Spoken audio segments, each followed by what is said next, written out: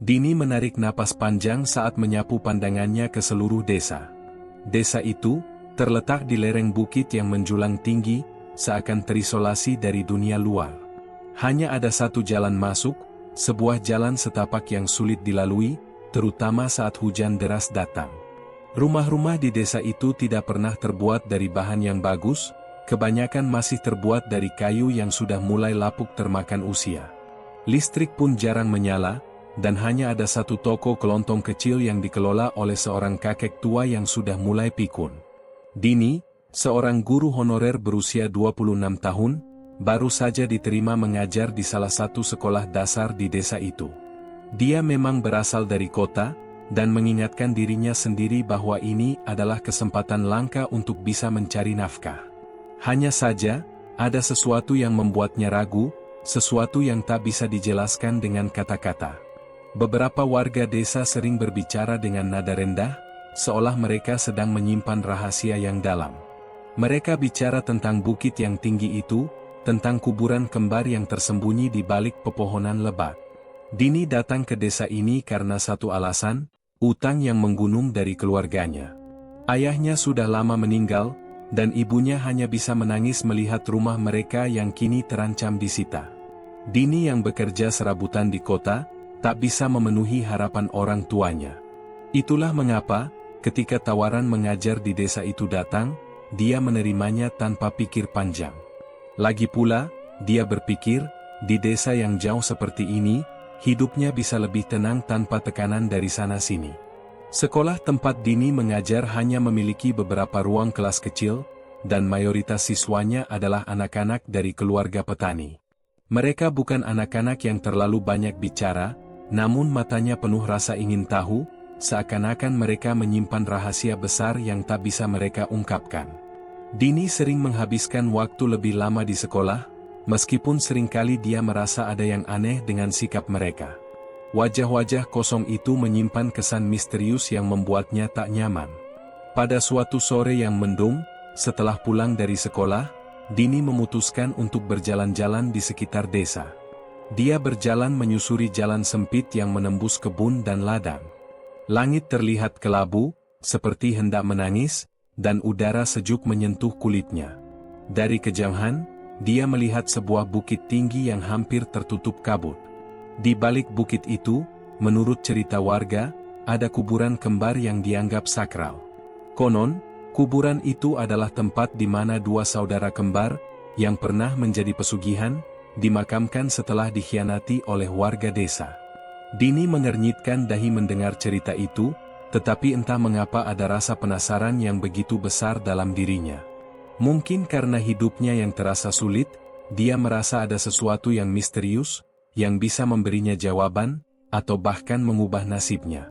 Kuburan kembar yang terletak di balik bukit itu, yang selalu dihindari oleh penduduk desa, tiba-tiba menarik perhatian Dini.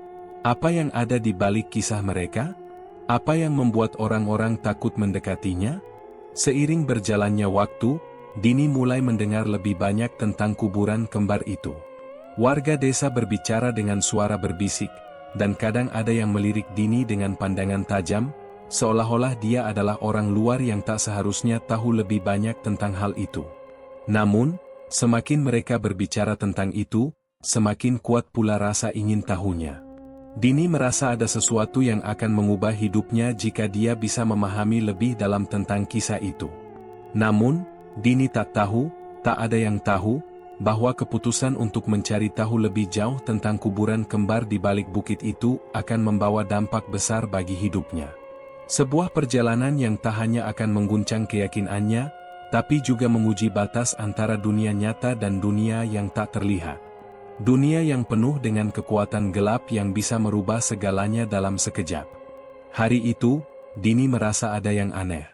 Pagi itu, seperti biasa, dia berjalan menuju sekolah. Udara masih dingin dan kabut tipis menyelimuti bukit-bukit di sekitar desa. Namun, ada yang berbeda. Seperti ada perasaan yang mengganjal di dada, entah apa itu. Begitu dia melangkah melewati jalan setapak menuju sekolah, dia melihat beberapa warga yang tampaknya sedang berkumpul di sebuah sudut desa. Wajah mereka terdiam, tak berbicara, hanya saling berpandangan. Ketika Dini melintas, mereka seakan tidak ingin mengalihkan pandangan mereka darinya. Dini sedikit merinding, namun mencoba untuk mengabaikannya.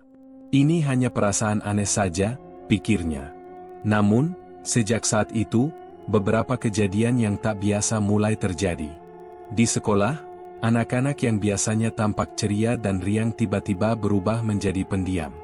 Mereka duduk terdiam di bangku, menatap keluar jendela dengan tatapan kosong, seperti sedang memikirkan sesuatu yang sangat berat.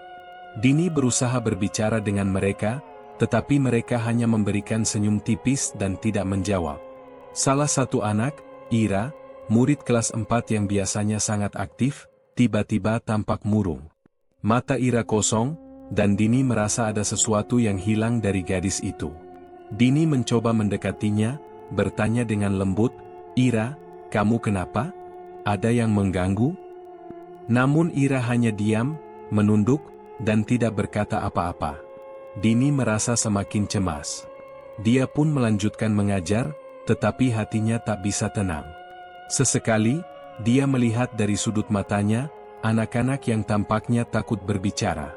Ada ketegangan yang tidak bisa dijelaskan di dalam kelas itu. Setelah pelajaran selesai, Dini memutuskan untuk pergi ke warung milik Pak Joko, satu-satunya warung kelontong di desa itu. Warung itu selalu ramai dengan warga yang datang untuk membeli kebutuhan sehari-hari. Namun, hari itu, suasana di warung terasa berbeda. Seperti ada yang mengganjal.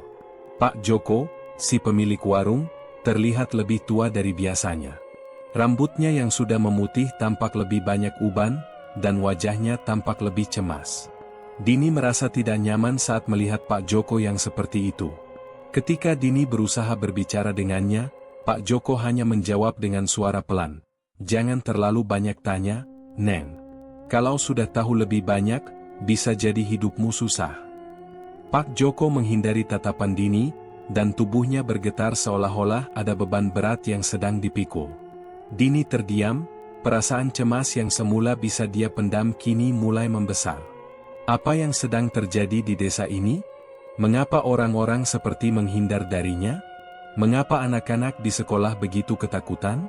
Ada sesuatu yang tidak beres, dan semakin Dini mencari tahu, semakin dalam dia terjerat dalam misteri yang tak bisa dia ungkapkan dengan mudah. Keanehan-keanehan itu terus berlanjut hingga beberapa hari kemudian. Malam itu, saat Dini berjalan pulang dari sekolah, dia mendengar suara langkah kaki di belakangnya.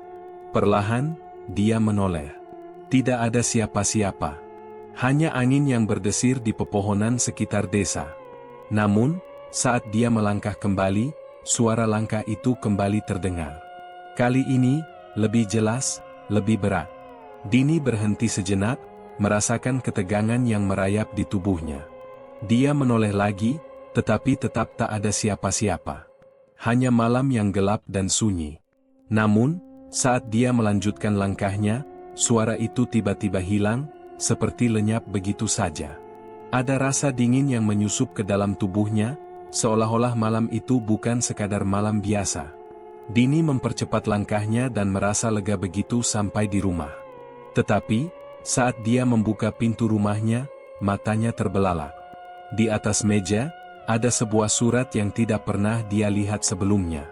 Surat itu tergeletak begitu saja, seolah-olah ditinggalkan begitu saja oleh seseorang. Dengan rasa penasaran yang menggebu, Dini membuka amplop tersebut. Di dalamnya, hanya ada satu kalimat yang tertulis dengan tulisan tangan yang sangat rapi, "Jangan sampai kamu mencari tahu lebih banyak, Dini.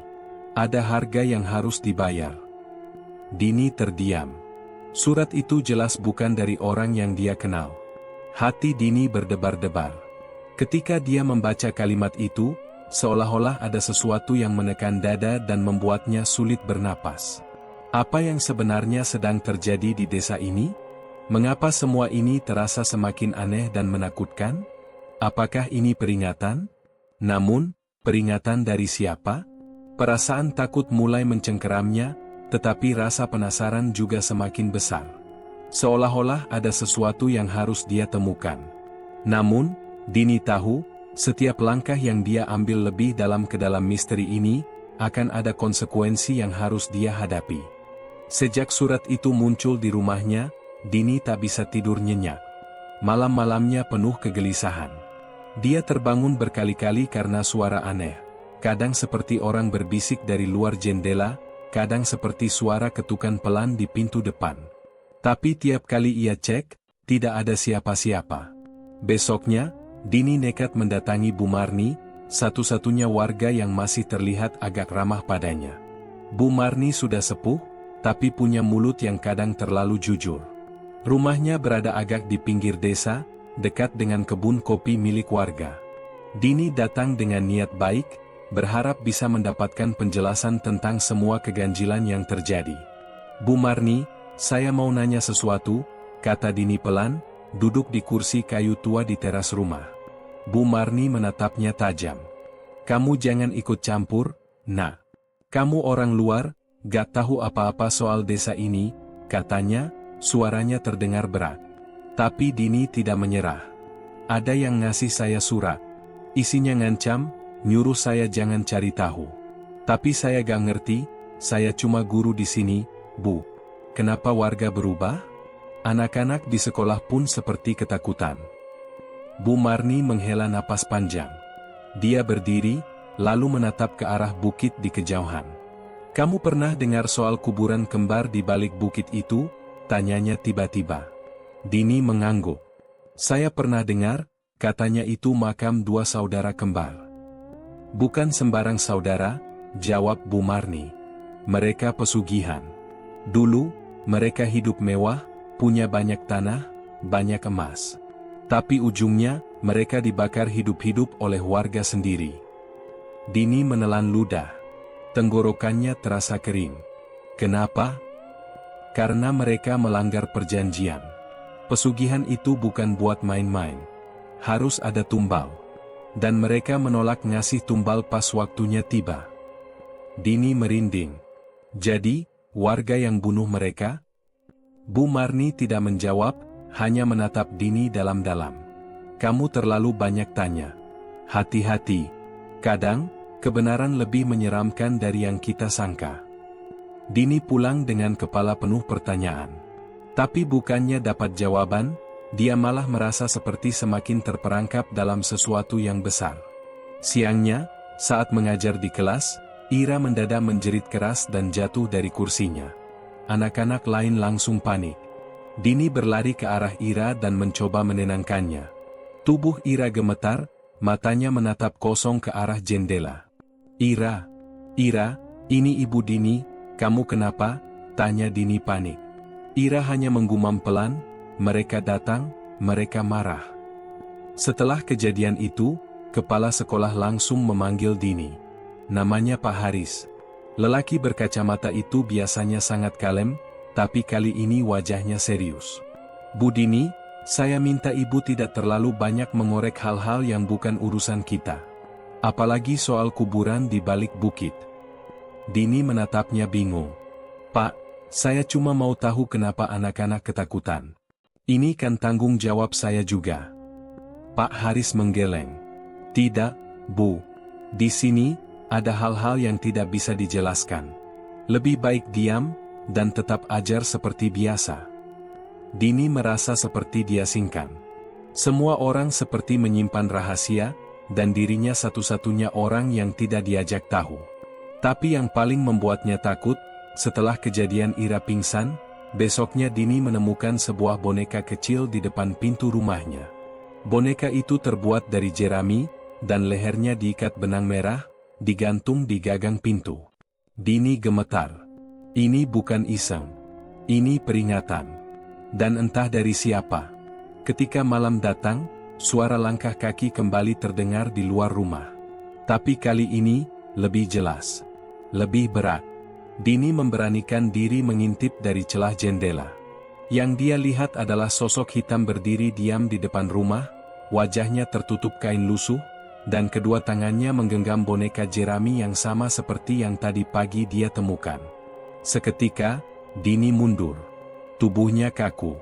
Dan malam itu, dia sadar satu hal, ini bukan lagi tentang rasa penasaran. Ini sudah jadi teror. Konflik ini bukan soal siapa benar dan siapa salah. Tapi soal siapa yang cukup kuat bertahan, dan siapa yang bakal jadi korban selanjutnya. Sejak malam sosok hitam muncul di depan rumahnya, Dini mulai merasa seperti hidup di dua dunia. Siang tetap berjalan seperti biasa, dia mengajar, mengoreksi tugas, senyum-senyum pada anak-anak. Tapi malamnya, lain. Malam terasa hidup. Terlalu hidup. Tiap jam 2 dini hari, Dini selalu terbangun tanpa alasan. Dan tiap kali dia bangun, ada suara langkah kaki di atas genteng. Kadang pelan, kadang seperti orang berlari kecil. Tapi anehnya, pas pagi dicek, gentengnya gak ada apa-apa. Nggak ada bekas injakan, nggak ada kerusakan. Seolah semuanya cuma mimpi buruk yang kejadian berulang-ulang. Suatu malam, Dini mencoba merekam suara itu pakai ponselnya. Tapi hasilnya malah bikin bulu kuduknya berdiri. Di rekaman, terdengar jelas suara langkah, lalu, suara bisikan. Bukan bahasa yang dia mengerti. Tapi nadanya berat, seperti suara orang menggeram pelan. Pagi harinya, rekaman itu hilang. Filenya gak ada. Seperti tak pernah direkam. Dini mulai ngerasa seperti mau gila. Yang paling membuatnya panik adalah saat dia menemukan kucing hitam mati di depan pintu rumahnya. Kucing itu bukan miliknya, tapi terlihat seperti dibunuh secara ritual. Kepalanya tertancap paku dan perutnya dibelah. Darahnya mengering membentuk pola aneh, mirip simbol yang ada di surat ancaman yang dulu dia terima. Dini lapor ke Pak RT. Tapi saat dia ajak Pak RT ke rumahnya untuk lihat bangkai kucing itu, bangkainya hilang. Benar-benar lenyap. Gak ada bekas darah, gak ada bau busuk, gak ada jejak apapun. Bu Dini, saya sarankan ibu jangan terlalu tegang, kata Pak RT dengan senyum yang agak dipaksakan. Mungkin ibu capek kerja. Bisa halusinasi. Dini cuma bisa diam. Kalau bukan dia yang alamin sendiri, dia pun pasti nggak percaya. Suatu sore, saat semua murid sudah pulang, Dini masih di ruang guru, merapikan buku. Tiba-tiba, dia dengar ada suara anak kecil tertawa dari lorong. Dia keluar, nyari sumber suara. Tapi lorong kosong. Lampu-lampu di atap kedip-kedip. Dan di ujung lorong, ada satu sosok anak kecil berdiri. Dini sempat pikir itu Ira. Tapi pas dia mendekat, anak itu berlari masuk ke ruang kelas. Dini mengejar, tapi pas dia buka pintu kelas, ruangan itu kosong. Gak ada siapa-siapa. Pas dia balik badan, suara anak itu terdengar dari belakang, berbisik di telinganya, "Ibu ikut aku aja, kita main di bukit." Dini terlompat dan refleks lari keluar sekolah. Napasnya ngos-ngosan. Ini bukan anak-anak iseng. Ini bukan halusinasi. Ini makin gila.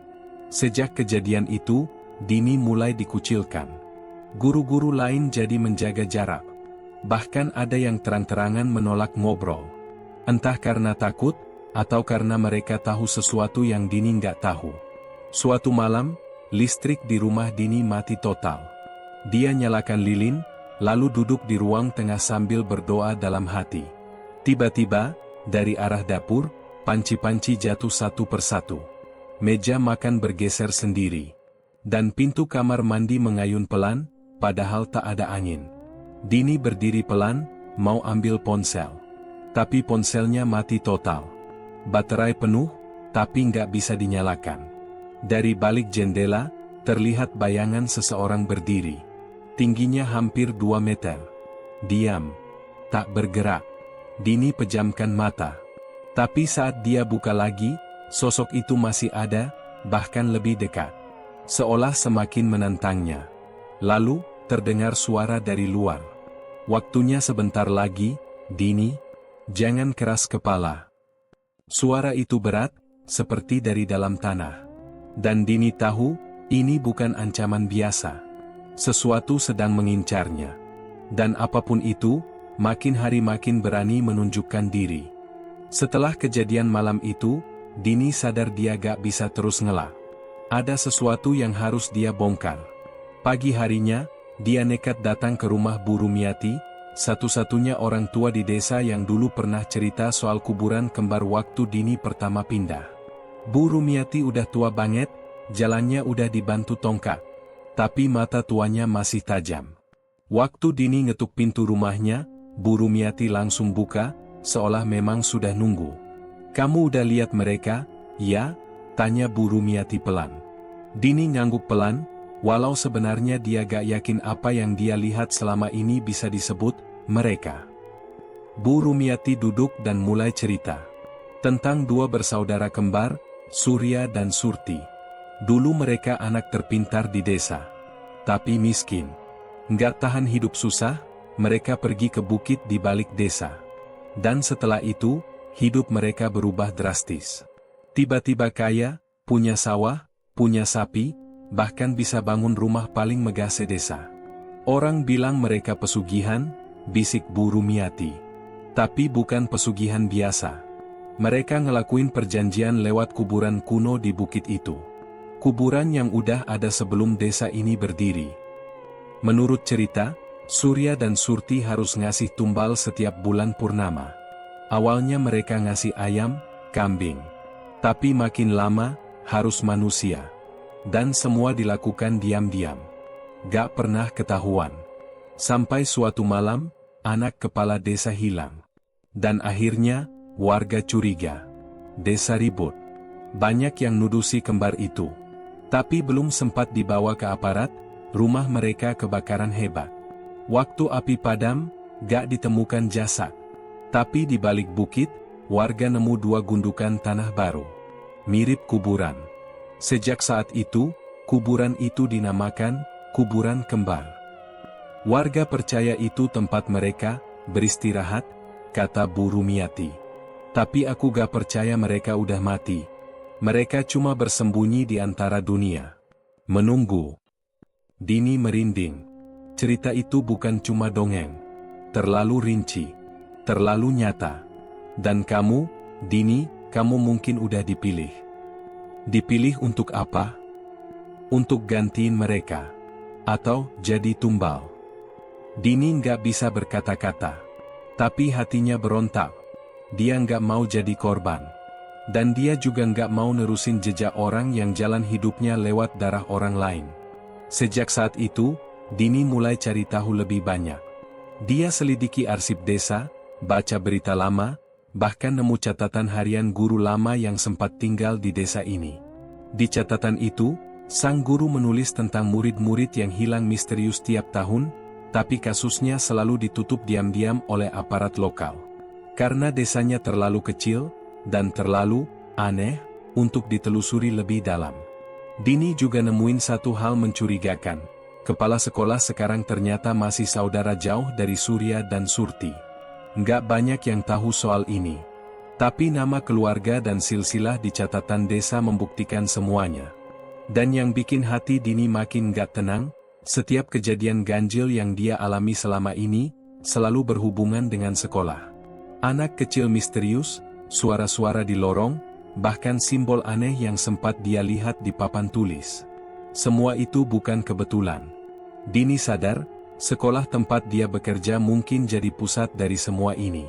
Dan bisa jadi, bukan cuma dia yang diincar. Mungkin, anak-anak di sekolah juga dalam bahaya. Tapi satu hal yang belum bisa dia pahami, kenapa sekarang? Kenapa saat dia datang, semuanya mulai bangkit lagi? Dan siapa yang sebenarnya memanggil Surya dan Surti kembali ke dunia ini? Misterinya belum terjawab semua. Tapi satu yang pasti, dia udah masuk terlalu dalam. Dan gak bisa mundur lagi. Dini pulang dari rumah Bu Rumiati dengan kepala penuh pertanyaan, tapi juga tekad yang baru. Kalau benar yang selama ini mengganggunya adalah kekuatan dari masa lalu, dia gak bisa cuma duduk diam nunggu jadi korban. Dia harus cari cara buat lawan balik. Malam itu, Dini mulai dengan sesuatu yang sederhana, bersihin rumah. Setiap sudut dia lap, tiap jendela dibuka lebar-lebar, dan setiap benda aneh yang dulu dia pikir, hiasan, dibuang. Termasuk patung kecil berwajah dua yang dia temukan di belakang lemari waktu pertama kali pindah. Sejak buang patung itu, suasana rumah terasa sedikit lebih ringan. Tapi Dini tahu, ini belum cukup. Dia butuh bantuan. Besoknya, Dini izin gak ngajar. Dia pergi ke desa sebelah, ke rumah Pak Karta, seorang pria sepuh yang dikenal sebagai dukun tua yang gak sembarangan orang bisa temui. Dulu Bu Rumiati pernah bilang, cuma Pak Karta yang pernah selamat dari kemarahan kuburan kembar. Pak Karta awalnya menolak ditemui. Tapi waktu Dini nyebut nama Surya dan Surti, pintu langsung dibuka. Tatapan mata Pak Karta serius. Mereka bangkit lagi, iya? Dini cuma angguk. Pak Karta masukin Dini ke dalam rumah. Di sana, dia ambil kotak kayu tua dan buka. Isinya kertas-kertas usang dan beberapa benda aneh, daun kering, rambut, paku berkarat. Lalu dia kasih satu benda ke Dini, sebuah kalung hitam dari batu bulat. Ini bukan buat ngusir mereka, kata Pak Karta. Tapi buat nolak pengaruh mereka masuk ke tubuhmu. Dini pasang kalung itu. Entah kenapa, dia merasa sedikit lebih berani. Mereka gak bisa disentuh kayak manusia biasa, lanjut Pak Karta. Tapi mereka juga bukan setan. Mereka semacam roh yang terikat janji. Dan janji itu harus diputus. Gimana cara mutusnya? Tanya Dini. Pak Karta kasih secarik kertas bertuliskan simbol aneh.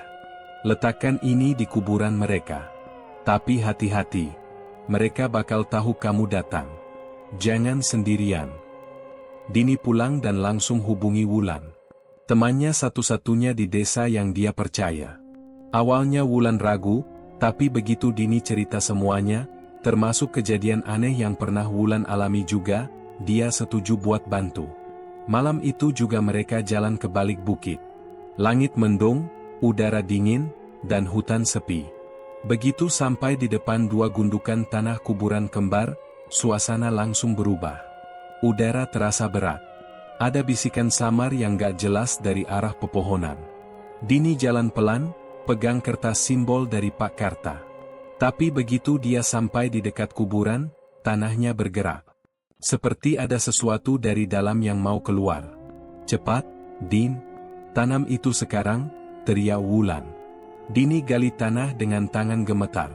Saat kertas itu ditanam, angin kencang langsung berhembus. Suara jeritan terdengar dari balik pohon-pohon. Dan, sejenak semuanya diam. Tapi hanya beberapa detik.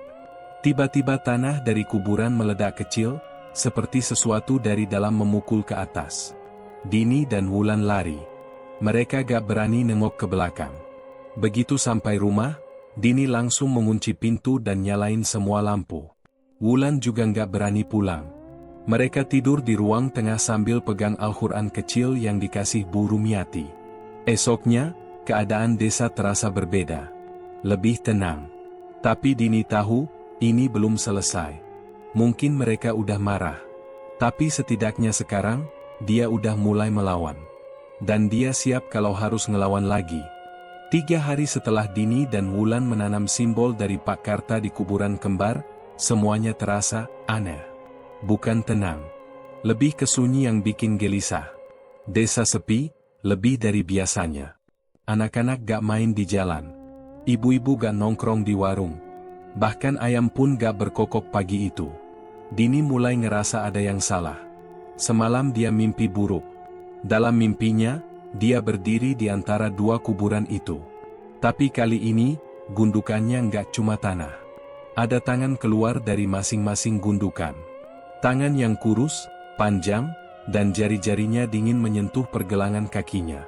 Begitu bangun, Dini langsung sadar, itu bukan mimpi biasa. Tangannya lebam. Seperti dicengkeram sesuatu. Wulan yang masih tidur di rumah Dini juga ngerasa nggak enak. Dia bilang semalam suara tangisan terdengar dari dapur. Tapi waktu dicek, gak ada siapa-siapa. Bahkan lampu dapur sempat padam sendiri. Siangnya, Dini dengar kabar buruk. Pak Karta ditemukan pingsan di tengah jalan desa. Mulutnya berbisik-bisik sendiri, matanya kosong. Orang-orang yang nemuin dia bilang tubuhnya dingin banget. Kayak habis nyemplung ke sungai di tengah malam. Dini langsung panik. Dia dan Wulan ke rumah Pak Karta, yang sekarang dijaga anaknya. Wajah Pak Karta pucat. Nafasnya ngos-ngosan. Tapi sebelum Dini pergi, Pak Karta sempat tarik lengannya dan berbisik, "Kamu udah dibuka jalannya. Tapi mereka belum selesai. Mereka belum puas. Malam itu, semuanya mulai pecah. Jam 2 dini hari, pintu rumah Dini diketuk keras. Suara ketukan gak berhenti.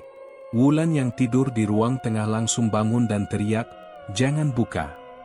Tapi Dini seperti kesurupan. Dia jalan ke arah pintu, tangannya tremor, matanya kosong. Wulan tarik Dini mundur. Dan saat itu, jendela tiba-tiba terbuka sendiri. Angin kencang masuk bawa suara, jeritan panjang, kayak tangisan orang kesakitan.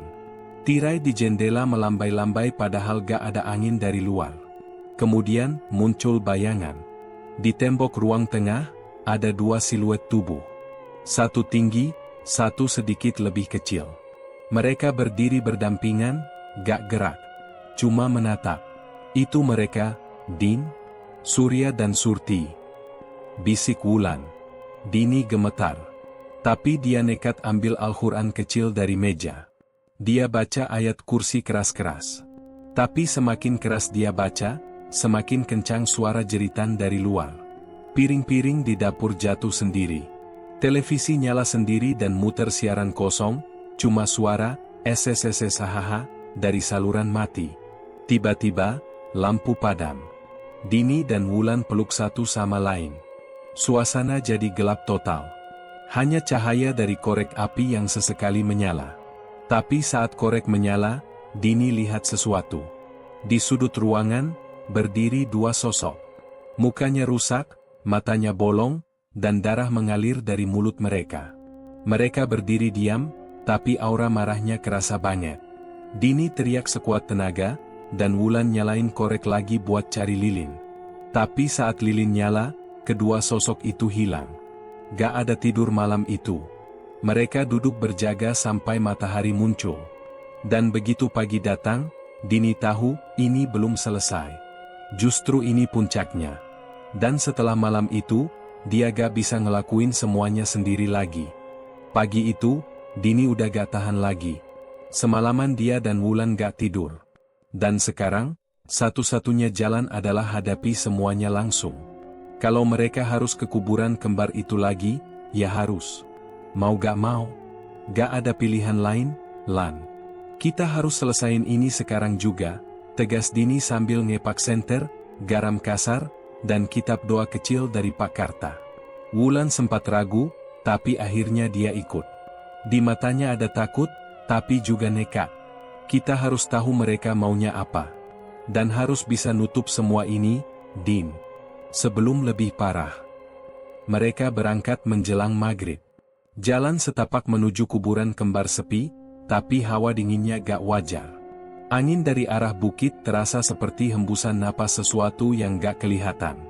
Sepanjang jalan, suara ranting patah terdengar di belakang mereka, padahal gak ada siapa-siapa. Sampai akhirnya mereka sampai di depan dua gundukan tanah yang kelihatan makin tinggi. Kayak baru aja ditimbun. Bunga-bunga liar tumbuh di sekitarnya. Tapi yang bikin Dini merinding, di atas gundukan itu ada dua boneka kecil dari jerami. Mirip manusia. Salah satunya rusak mukanya. Bolong di bagian mata. Persis sosok yang mereka lihat malam sebelumnya. Dini mulai baca doa keras-keras, dan Wulan siramkan garam di sekeliling makam. Baru aja doa kedua dibaca, tanah di bawah kaki mereka bergetar pelan. Lalu, makin keras. Suara erangan muncul. Bukan dari mulut manusia. Tapi dari dalam tanah. Gundukan tanah itu mulai merekah. Seperti ada yang berusaha keluar dari dalamnya. Terus baca, Din. Jangan berhenti. Wulan teriak, panik tapi tetap berdiri. Tiba-tiba, tangan kurus muncul dari bawah tanah. Hitam, kaku, dan jari-jarinya panjang. Tangan itu mencengkeram tanah, lalu satu sosok tubuh setengah busuk merangkak keluar. Wajahnya rusak, bajunya compang-camping, dan di lehernya tergantung kalung dari koin emas. Itu Surya. Atau yang tersisa dari dia. Dini menggigil. Tapi dia terus baca ayat kursi, suaranya makin lantang. Wulan bantu siram garam ke tubuh sosok itu. Tapi sosok itu malah jerit, jeritan panjang yang bikin telinga pengang. Lalu, muncul satu lagi. Dari makam sebelah. Sosok perempuan. Badannya dibungkus kain putih, tapi lusuh. Wajahnya pucat, matanya bolong, dan rambut panjangnya menjuntai ke tanah. Itu Surti. Surti langsung lompat ke arah Dini. Tapi sebelum sampai, tubuhnya seperti nabrak dinding tak terlihat. Dia terpental dan jatuh. Wulan cepat-cepat lempar garam lagi. Tubuh Surti mendesis, seperti kena asam. Mereka gak bisa lepas kalau kita terus baca. Terus, Din. Terus. Wulan makin panik. Dini baca lagi, dan kali ini dia buka kitab doa yang Pak Karta kasih. Dia baca satu doa pemutus ikatan dari pesugihan. Doa itu panjang, tapi dia paksakan. Saat doa terakhir selesai, tanah di bawah kuburan kembar mulai retak. Kayak ada gempa kecil. Dua sosok itu jerit kencang, jeritan yang bukan suara manusia. Lalu tubuh mereka perlahan-lahan tertarik lagi ke dalam tanah. Seolah ada tangan lain dari bawah yang narik mereka balik. Jeritannya makin nyaring, makin ngeri lalu. Diam. Tanah tertutup lagi. Sunyi. Bahkan jangkrik pun gak bunyi. Dini dan Wulan terjatuh. Nafas mereka mos-mosan. Tapi malam itu, untuk pertama kalinya setelah berminggu-minggu, gak ada suara tangisan. Gak ada bayangan. Gak ada ketukan pintu. Tapi di hati Dini, masih ada rasa gak enak. Ini terlalu mudah. Terlalu cepat. Dan kayaknya, belum benar-benar selesai. Pagi di desa Tegalasem terasa lebih terang dari biasanya. Matahari menembus kabut tipis yang biasa menyelimuti lereng bukit, seolah membawa kelegaan setelah malam penuh horor. Dini terbangun di rumah Wulan. Mereka sempat pingsan di kuburan kembar, dan saat tersadar, tubuh mereka sudah dibopong warga yang menemukannya. Katanya kalian ditemukan pingsan dekat batu nisan kembar itu, ujar Pak Karyo, kepala dusun, sambil menyodorkan segelas teh hangat. Dini mengangguk, meski masih setengah sadar. Wulan duduk di sebelahnya, wajahnya pucat tapi lega. Mereka berdua tak banyak bicara tentang apa yang sebenarnya terjadi. Tak ada yang percaya, dan tak ada yang benar-benar paham. Kabar soal makhluk hitam bertanduk dan ritual pemanggilan arwah menyebar pelan-pelan di desa. Tapi masyarakat menganggap semua hanya cerita histeria. Bahkan Mbah Rati, yang dulunya ditakuti, kini dikabarkan hilang tanpa jejak. Tak ada yang tahu kemana dia pergi. Mungkin udah kabur. Takut dosa-dosanya kebongkar, celetuk tetangga. Dini dan Wulan memilih diam. Mereka tahu, cerita sebenarnya terlalu gelap untuk dicerna warga desa. Yang penting, semuanya sudah berakhir. Begitu pikir Dini, walau hatinya masih digelayuti rasa tak tenang. Beberapa hari kemudian, kehidupan kembali normal. Dini kembali mengajar, dan Wulan mulai berjualan kue lagi di pasar. Tidak ada kejadian aneh, tidak ada suara lirih memanggil dari balik bukit, dan tidak ada lagi mimpi buruk. Bahkan anjing-anjing yang dulu menggonggong malam-malam sekarang anteng saja. Tapi ada satu hal yang mengganjal. Saat Dini lewat di jalan dekat kuburan kembar, dia melihat satu nisan yang baru. Ukurannya kecil, dan tidak ada nama. Hanya ditandai batu kasar yang tertancap miring. Siapa yang dimakamkan di situ? Tanya Dini pada seorang petani tua yang sedang lewat. Entah, katanya anak kecil. Ditemukan meninggal dekat sungai, katanya tenggelam. Tapi anehnya, nggak ada yang ngaku anaknya hilang. Dini merinding. Wajah anak kecil berambut panjang yang muncul dalam mimpi-mimpinya langsung terbayang. Malamnya, saat sedang menulis rencana pelajaran, lampu rumah Dini berkedip sebentar, lalu mati total. Gelap gulita. Suara angin di luar jendela seperti mengandung bisikan. Dini berdiri pelan, mengambil lilin dan korek. Tapi sebelum sempat dinyalakan, suara ketukan pelan terdengar dari pintu depan. Tok, tok, tok. Siapa malam-malam begini? Gumamnya. Dia berjalan pelan ke arah pintu. Tapi sebelum membuka, dia melirik ke jendela samping. Tidak ada siapa-siapa di luar. Hanya gelap dan pohon pisang yang bergoyang pelan ditiup angin. Ketukan itu terdengar lagi. Tok, tok, tok. Kali ini lebih keras. Dini menelan ludah. Tangannya meraih gagang pintu, tapi perasaannya buruk. Sangat buruk. Akhirnya dia mundur perlahan, menutup tirai, dan memilih duduk di pojok ruangan sambil memeluk lutut. Jantungnya berdetak makin cepat. Dan saat dia mengintip lagi, ada jejak kaki kecil basah di teras. Padahal tidak hujan. Keesokan harinya, Dini memutuskan untuk pergi ke rumah Wulan. Dia tidak sanggup sendirian lagi. Tapi saat sampai, rumah Wulan kosong. Tidak ada siapa-siapa. Semua pintu terkunci, dan tetangga bilang, Wulan belum terlihat keluar sejak kemarin. Di dinding luar rumah Wulan, ada coretan aneh. Seperti huruf kuno atau simbol yang dicoret dengan darah kering. Dini berdiri membeku di depan rumah itu, merasakan dunia yang tadinya terasa aman kembali berubah jadi gelap. Ternyata belum selesai. Dan mungkin, tidak akan pernah benar-benar selesai. Dini berdiri terdiam di depan kuburan kembar, menatap nisan baru yang tertancap dengan nama yang sangat familiar. Matanya terpejam beberapa detik, berusaha menenangkan diri, tapi kegelisahan tetap merayapi seluruh tubuhnya. Nama itu, Dini Suryanti, bukan hanya kebetulan. Ini bukan hanya sekadar pemikiran paranoid. Itu adalah peringatan. Tanah di bawah kakinya mulai bergetar. Suara gemuruh lembut terdengar, seperti ada sesuatu yang tengah bergerak di dalam tanah. Dini mundur beberapa langkah, tubuhnya dipenuhi rasa takut yang semakin dalam. Namun, sebelum bisa melangkah lebih jauh, sesosok tubuh muncul dari dalam tanah. Tangan kurus, berwarna hitam legam, muncul satu persatu, menggenggam tanah dengan erat, lalu tubuh itu mulai bangkit. Surya. Sosok yang dulu terlihat tegar, kini muncul dengan wajah rusak, penuh bekas luka dan kotoran. Lalu, dari sisi lainnya, muncul Surti, tubuhnya terbungkus kain putih yang lusuh, wajahnya pucat dan penuh amarah. Mereka berdua melangkah mendekat ke arah Dini, dengan tatapan kosong yang mengerikan. Dini hampir tidak bisa bergerak. Tubuhnya terasa kaku, seolah tak bisa melarikan diri dari kenyataan ini.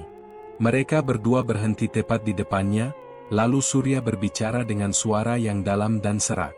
"Kau terlalu lama mencari jawaban, Dini," kata Surya, suaranya bergetar. "Apa yang kau lihat selama ini, bukanlah kenyataan. Ini adalah bagian dari takdir." Dini menggelengkan kepala. Tidak mungkin. Apa yang terjadi? Kenapa kalian ada di sini?" Surti menatapnya tajam, matanya yang kosong tak menunjukkan rasa bersalah, hanya kebencian yang tersembunyi di baliknya. "Semua yang kau alami adalah bagian dari ikatan yang tak terputus. Kami tak bisa lepas, dan sekarang, giliranmu. Ini sudah ditentukan." Dini mundur, memikirkan setiap langkah yang telah diambilnya. Setiap ritual yang telah dilakukan, setiap doa yang dibacakan, seolah tidak memberi dampak. Semuanya tampak sia-sia. Lalu, Dini merasakan sesuatu yang berbeda. Sesuatu yang jauh lebih gelap. Ada suara lirih yang terdengar di telinganya, begitu dekat. "Kau sudah tahu kebenarannya, Dini." Suara itu adalah suara Wulan, yang sudah lama tidak ia dengar. "Kau hanya belum siap menerima kenyataan."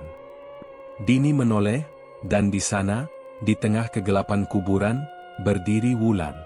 Namun, ada sesuatu yang sangat salah. Wulan tersenyum, tapi senyum itu tidak terlihat manusiawi. Matanya kosong, dan wajahnya tampak lebih pucat dari sebelumnya. Bahkan lebih menyeramkan. "Wulan," suara Dini tercekat. Kau masih hidup." "Tidak, Dini. Aku sudah lama mati.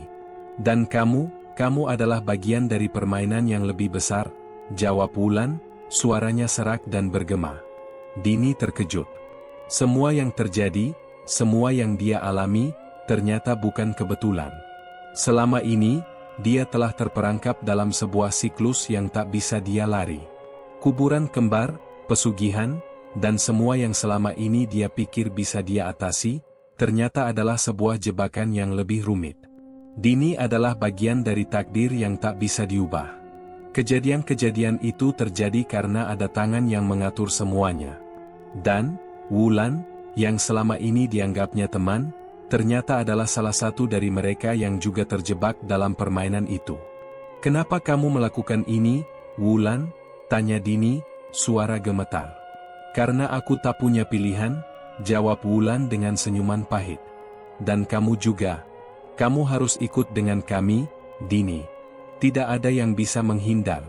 Kematian kita adalah harga yang harus dibayar." Dini merasa dunia sekitarnya mulai berputar. Tubuhnya terjatuh ke tanah.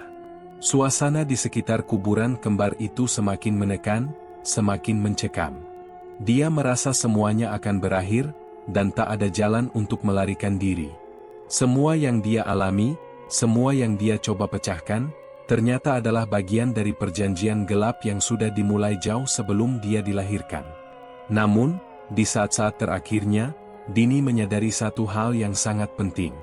Tidak ada cara untuk melawan takdir. Semua yang terjadi pada dirinya, semua yang dilakukannya, telah menjadi bagian dari kisah yang tak bisa diubah. Dan sebelum Dini benar-benar hilang dalam gelapnya malam, dia bisa mendengar suara Wulan yang mengucapkan kata terakhirnya. "Kami tak pernah pergi, Dini. Kami akan selalu ada di sini, menunggumu." Saat itu, seluruh tubuh Dini menghilang, ditelan oleh kegelapan kuburan kembar yang kini tak lagi hanya menjadi tempat tidur bagi mereka yang mati, tetapi juga tempat untuk mereka yang terperangkap dalam kutukan yang abadi. Tamat.